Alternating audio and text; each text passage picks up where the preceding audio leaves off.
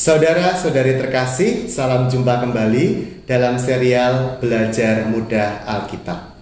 Hari ini kita akan bahas Kisah Para Rasul bab 2 dan juga bab 3. Dalam kedua bab ini, sosok Petrus sebagai soko guru dari 12 murid itu ditampilkan, ditonjolkan.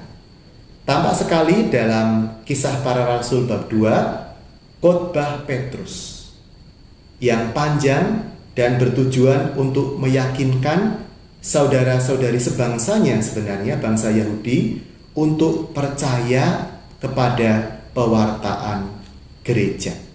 Dikatakan di bab 2 ayat 14, lalu Petrus bangkit berdiri dengan ke-11 rasul itu, dan dengan suara nyaring ia berkata kepada mereka, "Hai orang-orang Yahudi dan semua orang yang tinggal di Yerusalem, perhatikanlah perkataanku ini dan ketahuilah." Lalu disusul dengan khotbah yang panjang. Nah, Yerusalem menjadi titik yang menarik dalam Injil Lukas maupun dalam Kisah Para Rasul. Di Yerusalemlah para murid itu berkumpul, kemudian mendapat curahan dari Roh Kudus. Kemudian dari Yerusalemlah mereka nanti menyebar untuk mewartakan Injil kepada segala bangsa. Nanti dalam Kisah bab 3 kita kembali akan menjumpai khotbah Petrus.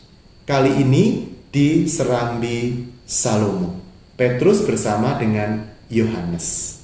Nah, di situ Santo Petrus itu mengadakan mukjizat penyembuhan yang membuktikan bahwa pewartaan yang sedang ia jalankan bersama para rasul yang lain sungguh adalah pewartaan yang didukung oleh surga, didukung oleh Tuhan Yesus sendiri dari surga, dalam kesatuannya dengan Allah Bapa dan dalam kesatuannya dengan Allah Roh Kudus. Dengan segala kerendahan hati, Rasul Petrus, Rasul Yohanes, dan rasul-rasul yang lain mengadakan mukjizat yang juga sudah dilakukan oleh Tuhan Yesus. Maka sebenarnya saudara-saudari yang terkasih, pewartaan gereja itu didukung secara rohani sungguh oleh Allah sendiri. Gereja meneruskan pewartaan itu dengan sakramen-sakramen. Saat ini kita punya sakramen pengurapan orang sakit sebagai kelanjutan dari sakramen-sakramen penyembuhan, mukjizat penyembuhan yang dilakukan oleh Tuhan Yesus. Tentu tidak semua orang sakit pada zaman Yesus itu disembuhkan oleh Yesus atau disembuhkan oleh para rasul. Penyembuhan itu adalah bukti dari kehadiran Allah dalam hidup dunia ini. Tetapi kehadiran Allah tidak berarti lalu menghilangkan semua penderitaan. Yesus sendiri mengalami penderitaan di kayu salib. Para murid juga mengalami penyakit, mengalami maut dan sebagainya.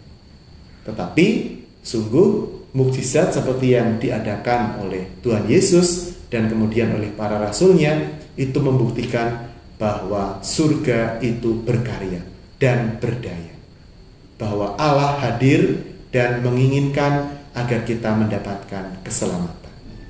Tuhan memberkati kita dalam nama Bapa dan Putra dan Roh Kudus.